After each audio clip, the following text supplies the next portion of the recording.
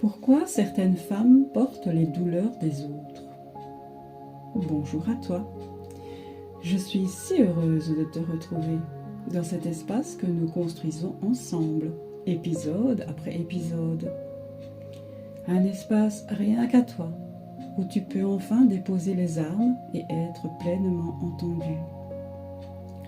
La dernière fois, nous avons parlé de la reconstruction après un choc, de ce besoin vital de rebâtir notre sécurité intérieure. Aujourd'hui, nous allons ouvrir une porte un peu plus secrète, qui va certainement résonner au plus profond de ton âme, si tu as l'habitude de ressentir le monde de manière très intense. Dis-moi, est-ce qu'il t'arrive d'entrer dans une pièce et de capter instantanément l'ambiance? De savoir, sans qu'on te le dise, si deux personnes viennent de se disputer? Est-ce qu'il t'arrive de passer du temps avec une amie triste et de repartir avec une lourdeur inexplicable dans la poitrine, comme si sa peine était devenue la tienne? Ou pire encore, de ressentir dans ton propre corps le mal de dos ou la migraine de ton ou de ta partenaire? Si c'est le cas, pose une main sur ton cœur et écoute-moi. Tu n'es pas en train d'imaginer des choses. Tu n'es pas trop sensible. Tu es une éponge vibratoire, une femme médecine qui s'ignore et qui passe ses journées à porter des fardeaux qui ne lui appartiennent pas. Aujourd'hui, avec toute la douceur dont tu as besoin, nous allons comprendre pourquoi tu fais cela et comment cesser de te sacrifier pour soulager les autres. Dans le langage courant, on appelle cela de l'hypersensibilité ou de l'empathie. En énergétique, c'est une porosité de l'aura. Imagine que la majorité des gens possèdent une bulle énergétique bien délimitée, une sorte de frontière invisible qui filtre ce qui entre et ce qui sort.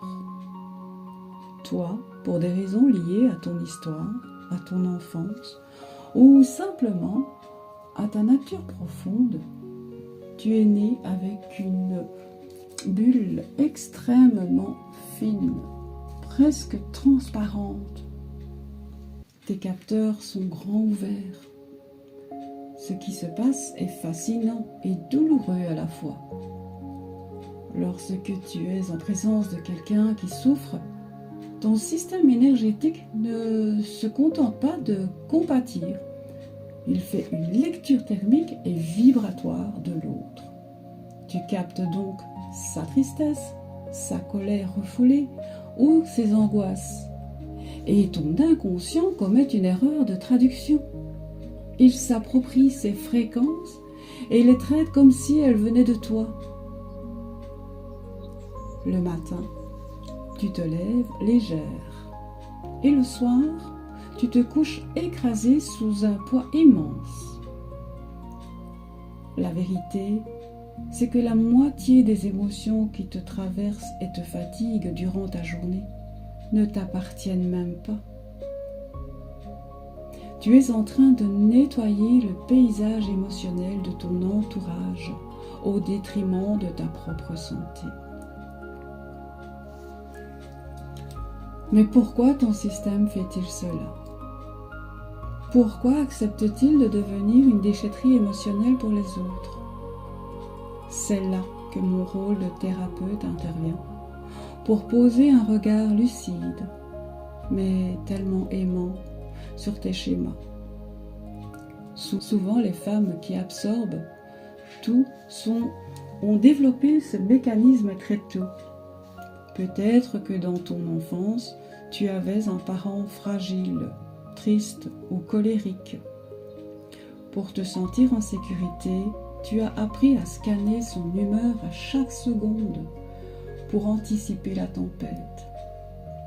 Tu t'es dit inconsciemment, si je prends sa douleur, si je suis gentille, si je pense ses plaies, tout ira bien.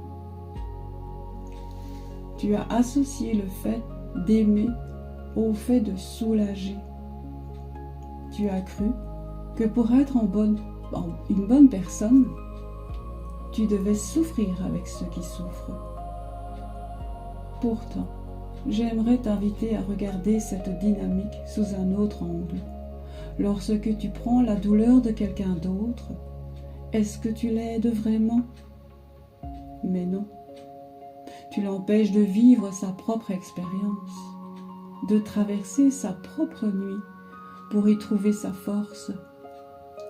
Et de ton côté, tu t'épuises à porter un sac à dos qui n'a pas été conçu pour tes épaules.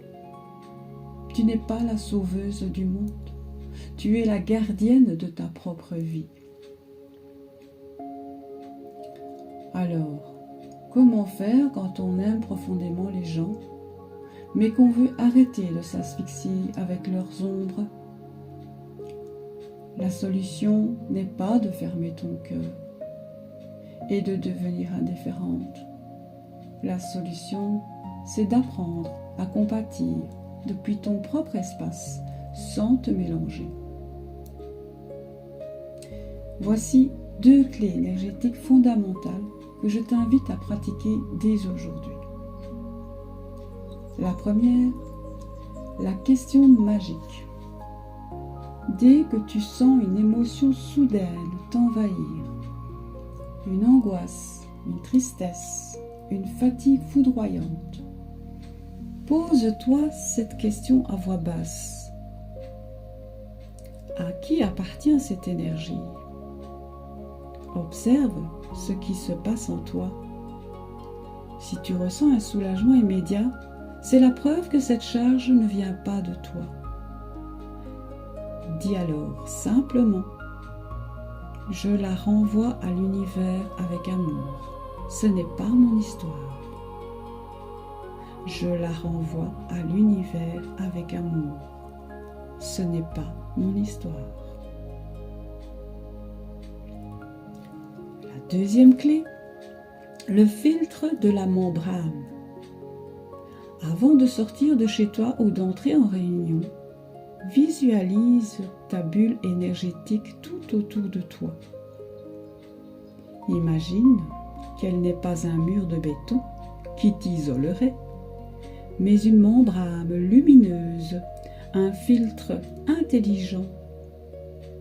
Respire et dis-toi: je laisse sortir mon amour et ma bienveillance, mais je refuse de laisser entrer ce qui ne m'appartient pas. Ma bulle ne laisse passer que la lumière. Je laisse sortir mon amour et ma bienveillance, mais je refuse de laisser entrer ce qui ne m'appartient pas. Ma bulle ne laisse passer que la lumière. Prenons un moment, si tu le veux bien, pour nettoyer tout ce que tu as accumulé ces derniers temps sans t'en rendre compte. Ferme doucement les yeux. Inspire profondément par le nez en imaginant que tu inspires de l'air frais, pur, doré. Et expire longuement par la bouche en laissant sortir toutes les intentions, toutes les histoires qu'on t'a racontées cette semaine, tous les soucis professionnels ou familiales que tu as pris sur toi. Laisse tout couler dans la terre. Pose tes 2 mains à plat sur le centre de ta poitrine, au niveau du chakra du cœur. Sens la présence chaleureuse de tes propres mains et répète après moi avec force et douceur: Je m'autorise à être empathique sans me sacrifier.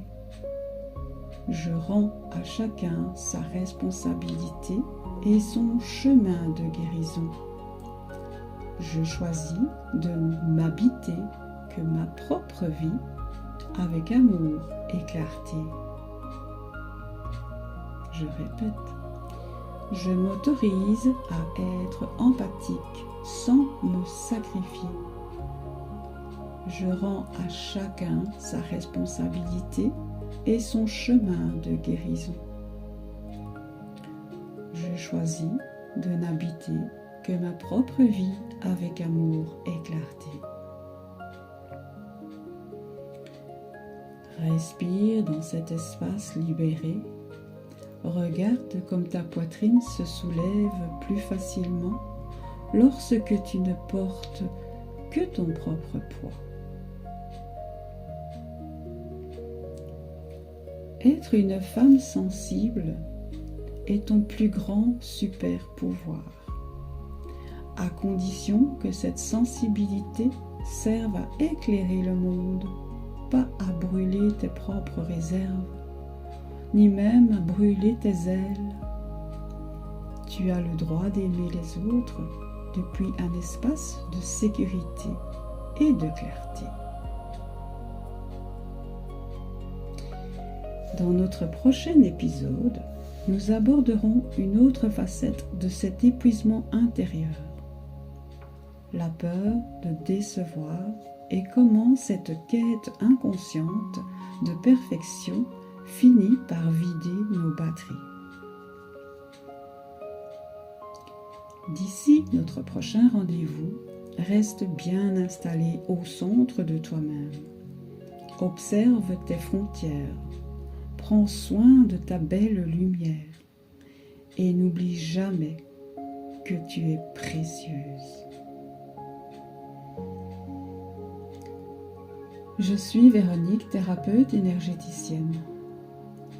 Si ce que je viens de te partager te parle, prends rendez-vous maintenant afin que je puisse t'accompagner à prendre soin de toi. D'ici là, je t'embrasse avec le cœur et je te dis à très vite.